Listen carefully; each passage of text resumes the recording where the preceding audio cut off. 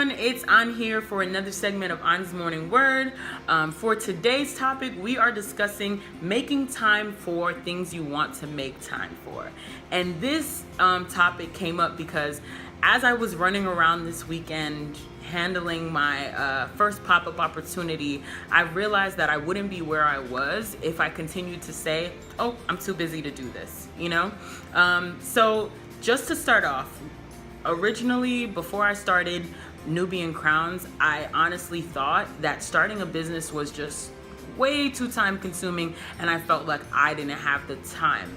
But then when I looked at how much me and my family members would share certain fashion bloggers, fashion influencers, certain outfits, certain nails, certain hair, and the amount of time we devoted to talking and discussing that, I felt like I could really take that time and create a brand that I loved. I also saw that when I would volunteer at certain fashion shows for certain designers, or when I would be a part of certain large productions and I would dedicate my life, and my heart and all of my blood, sweat, and tears into these opportunities, I felt like the same time and the same sort of effort I put into those works of art, I could do that for myself.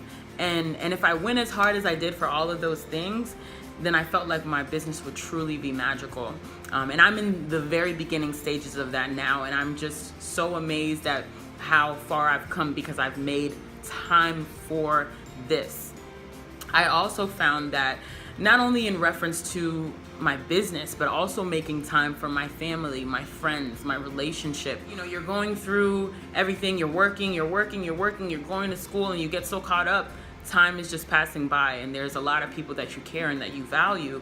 And when you finally do see them, and unfortunately for a lot of families, it might be at a funeral, or sometimes it's a wedding. But if it's at something like that, then you're like, oh my gosh, we got to connect, we got to do something. But then you kind of fall off, right?